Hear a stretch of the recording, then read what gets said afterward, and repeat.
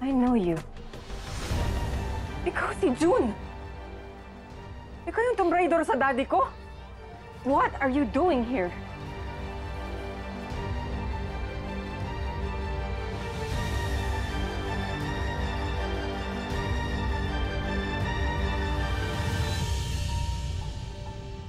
Bakit ka nandito?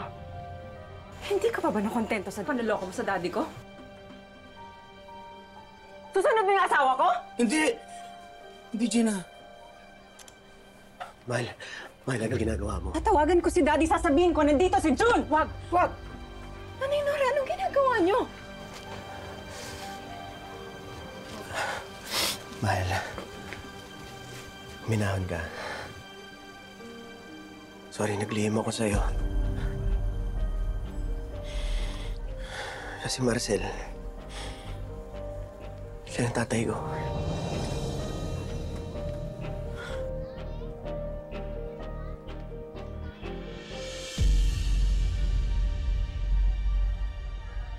Tatay mo? Tatay mo yung nanloko? Nagnakaw at kaaway ng daddy ko?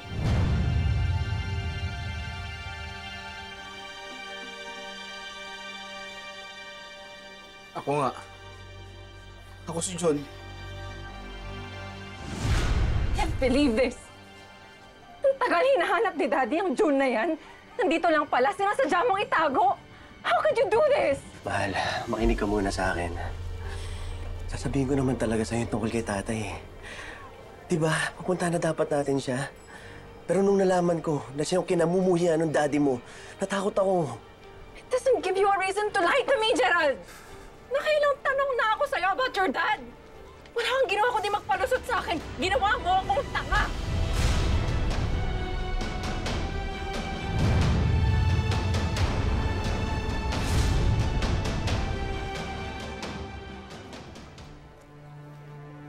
Don't tell me. Oo.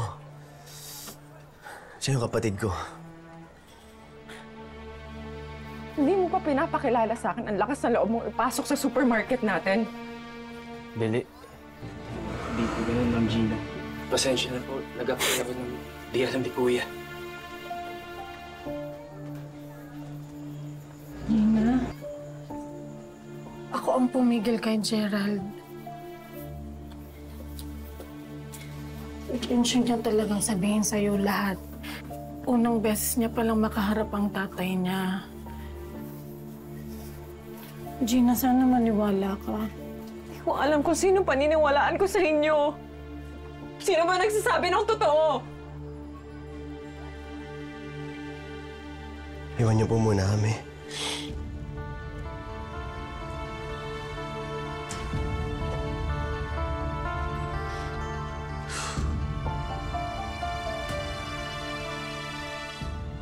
Paano mo nagawa to?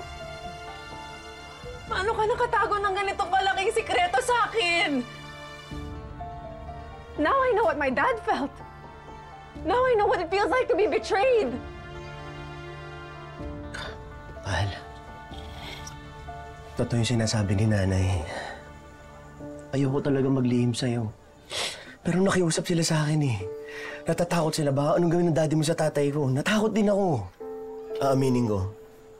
Nakukonsensya din ako sa pagsisikreto ko sa inyo ng daddy mo. Pero may malaking parte sa akin na kailangan protektahan yung tatay ko. Pamilya ko siya. What about me? Di ba pamilya mo rin ako? Asawa mo ako, Gerald. Sa tingin mo ba, pag sinabi mo sa akin hindi kita maintindihan, pipilitin ko. We've always trusted each other. Kapag may problema ka, sa akin ka tatakbo. Sa akin dapat. Gina, mahal ko. Sorry. Mali ko talaga. Hindi ko sinasadya. Natatakot lang talaga ako eh. Kasi lagi kong iniisip yung magiging tingin sa akin ng daddy mo. Ayoko sirahin yung tiwala niya sa akin. Ang tagal ko pinaghirapan yun eh. Mahalaga sa akin na magustuhan niya ako. Kasi sino ba naman ako para mahalin mo, di ba? Oo. Asawa mo ako. Pero kahit araw-araw kailangan patunayan yun sa tatay mo, yung sarili ko, yun ang gagawin ko. Hindi Hindi mo kailangan patunayan sa sarili mo. Hindi pa nga natin tinututo yung kasal natin. Pinaglaban na kita. Ngayon pa ba kita bibitawan?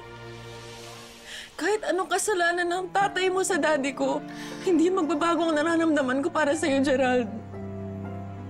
Mahal kita. And I will choose to love you until the end. Mahal na mahal din kita. Sorry ha. Natakot akong magkamali kasi ayaw mawala ka sa akin, mahal ko. Wala. Malalampasan natin to magkasama. Bilang mag-asawa. Mangako ka lang na hindi ka ulit magtatago ng sikreto sa akin. Handa akong magtiwala sa'yo ulit. Pero kung mahal mo talaga ako, hindi mo nasisirain yun.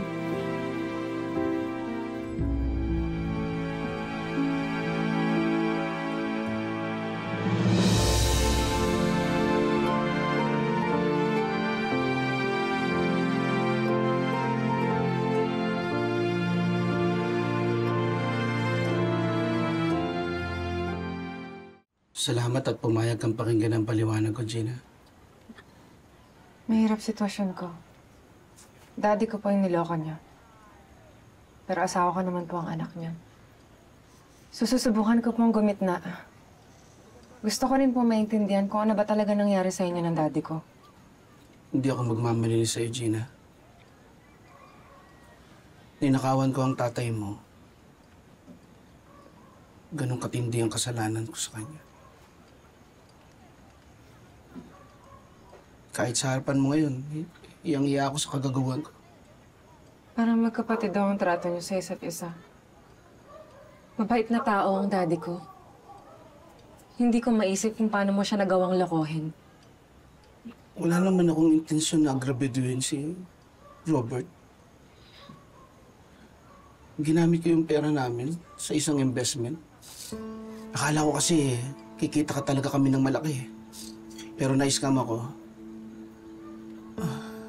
Naipit ako, hindi ko na nakuhang harapin siya. Hinudas ko yung nag-iisang kaibigan ko na puro kabaitan lang ang pinakita sa akin. Yan nga po yung masaklap eh. Hindi po ako ang niloko niyo. Pero nasasaktan ako. Masama din po ang loob ko. Naunawaan kita.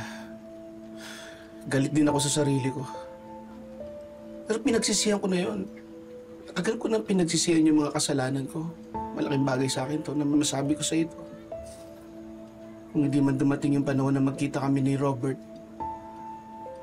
kaya mo sana na miski sa'yo, kung makahingi ako ng tawad. Kung kinakailangan kong lumuhod sa harapan mo, gagawin ko. Tay. Anak, kaya mo ko. Kulang pa to sa laki ng atraso na nagawa ko sa kaibigan ko. Kung hihilingin mo dumapa ako dito sa harapan mo, kay Robert, gagawin ko. Kahit daddy ko po hindi yun hihingin sa inyo. Lahat naman po ng tao nagkakamali. Walang perpekto. Gano'n lang ako nangungusensya. Nagkasala ako. Kahit isipahin mo ako ngayon, tatanggapin ko. Pero hindi makakabawas yun sa lahat ng kalokohan na ginawa ko. Kahit ilang beses pa ako magsisi, hindi ko na ba ibabalik yung pinagsamaan namin ni Robert. Yun ang nakakapaghinayang eh. Ikaw na po ako nagsabi. Mabait na tao ang daddy ko.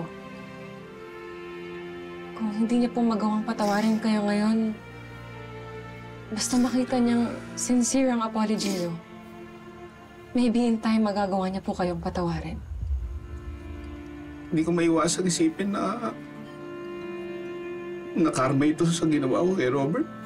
Ang daming taon na nawala sa akin. Ba't nang mawalay ako kay Nora? Kay Gerald. Pero gusto ko nilang isipin na kaya rin pinagtagpo ka ni Gerald ng tadhana.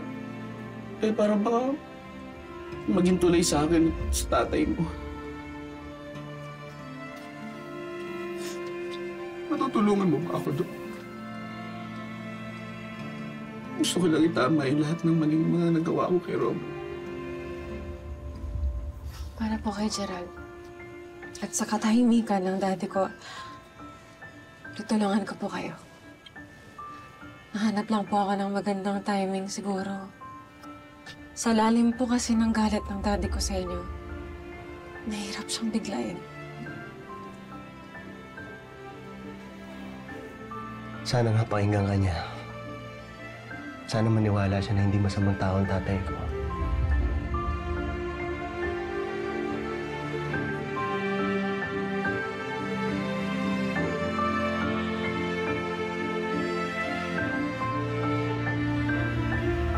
If you don't agree with how I handled the situation. Pero that happened under my watch, and I take full accountability. Yan. Ganyan din ako kay Jun eh. Ganyan ako napahamak. Masyado akong mabait sa kanya. Maluwag ako sa kanya. Lahat ng mga kapalpakan niya, pinagtatakpan ko. Pero kung akala niya tapos na ako sa kanya, hindi pa. Maganda siya. Gerald, pakitawagan mo nga si Officer Reyes. Tignan mo nga kung ano nangyari na tungkol kay Jun. Dad, wala pa po eh, pero... Pero sito sasabihin ko sa'yo. Pag nakalayo na naman yung Jun na yan, siguradong may bibiktimahin na naman yan. Kaya sabi ko sa'yo, dapat yun, hindi lang maputulan ng kamay yun eh. Pati pa dapat putulan yun para din makalakad. Dad, I hope you don't take this the wrong way. Pero paano ka nagbago na yung tao? I mean, people can change, right? Malay natin, mabuti na siyang tao ngayon. Whoa, you don't even know what you're talking about. Hindi mo alam kung gaano kasamang tao yun. But people deserve a second chance, right? Tingnan mo na, bakit mo pa kinakampihan yung tao yun? Bakit mo yung pinagtatanggol? Kinakampihan pa yung kaaway ko. No, Dad. Hindi lang talaga maganda sa health mo na nagkikim-kim ka ng galit. Inagrabyado niya ako. Karapatan ko lang para magalit at pagbayarin siya. It's as simple as that.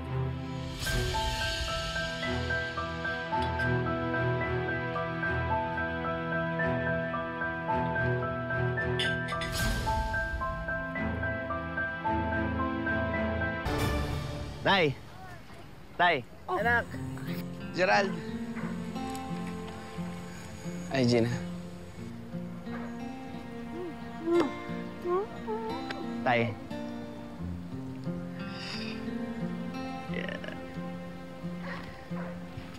Gusto kong pakilala sa'yo yung apo mo. Ang ganda niya.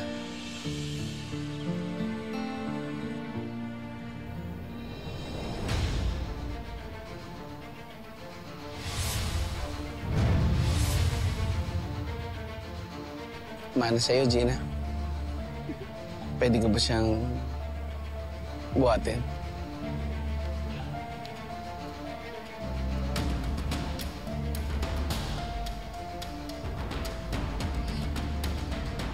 Hindi. That's your Lola, ah. That's your Lola. Hello, Apo. Sana hanggang paglaki niya, magkasama tayo bilang pamilya. Sinabi ko naman po sa inyo na tutulungan ko kayong makalapit kay Daddy. Tutuparin ko naman po yan. At sana dumating ang panahon na mapatawad ako ng Lolo Robert mo. Salamat, ha. Ay, kumain muna tayo, ha? Kakain muna tayo ng Mindy. Halika na, halika na. Hello.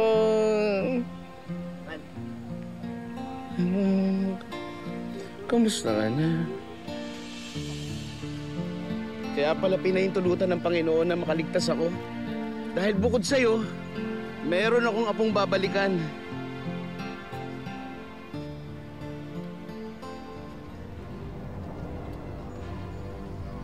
Buhay ang tatay ni Gerald. At siya ang pilit na tinatago nila dahil mortal na kaaway siya ni Robert.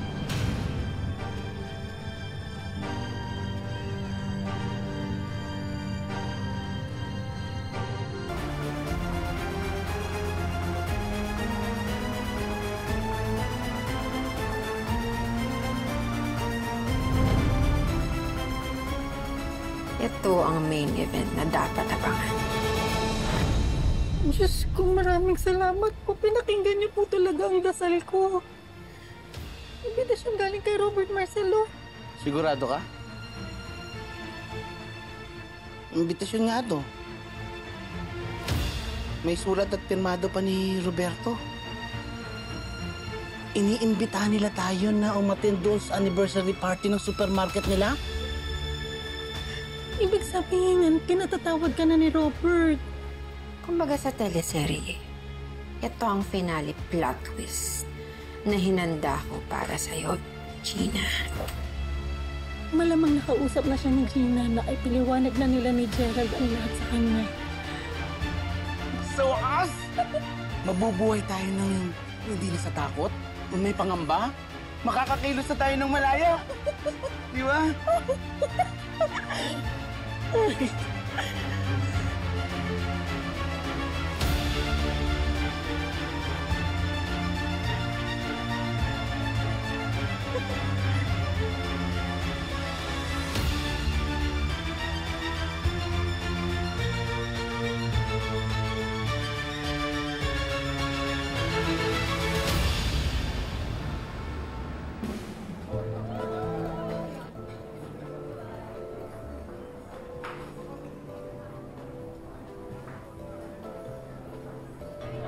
Love ko.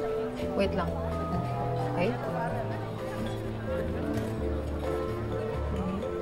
Yeah. Ano ba? Ready ka na? Yeah. Wait lang.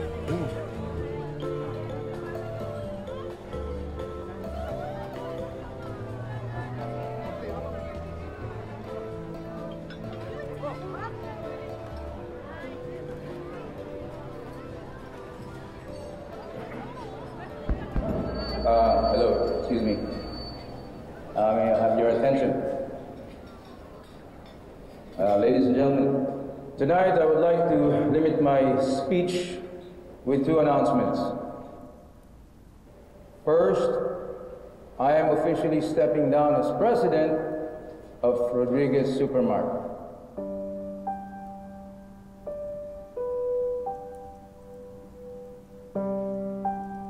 You know, 20 years ago, nung tinayo namin ni Minda itong Rodriguez Supermarket, hindi ko akalain na maaga pala ako magre-retire.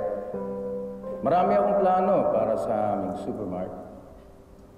But now, things have changed. Marami na nagbago sa akin. I realized that life is short, and there is more to life than just work.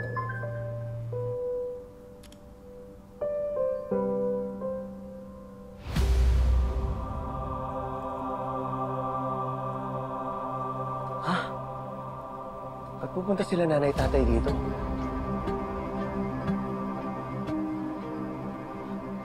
Mahal, may problema tayo.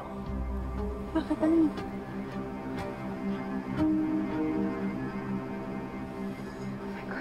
Be happening. Well, kung maintindihan, bakit nila naisipang pumunta dito? Ikaw ba nagpapunta dito? Hindi. Ano na yan? Isang malaking gulo yan kung magkita sila ni Daddy.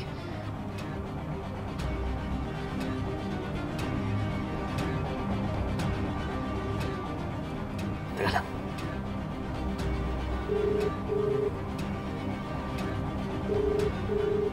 Hindi sumasagot si nanay. Kailangan mo silang mapigilan. Sila pwedeng magkita ni Tay Marcel. Baka kung anong magawa ni Daddy sa kanya, it's gonna be a disaster. Nung nalaman ko rin na naging babae ang anak namin ni Minda, to be honest, na tanong ko sa sarili ko, sino ang magte-take over ng Rodriguez Supermarket? Sino ang magiging next successor ko? Sino ang magte-take over ng legacy? Well, tonight, I am very proud and happy to announce the new president of Rodriguez Supermarket. My daughter, Gina Rodriguez. Maris, and share the space with me.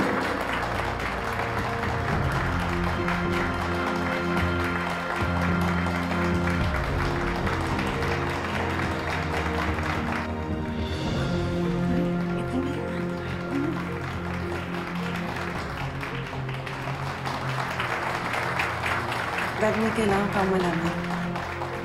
Ano?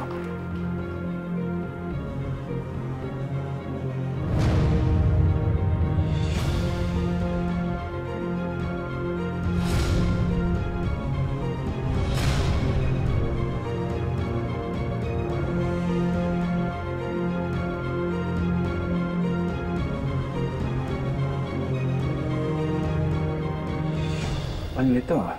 Dad, Ba't nandito to? Sino nagpapit sa'yo dito? Sino pa nga ba?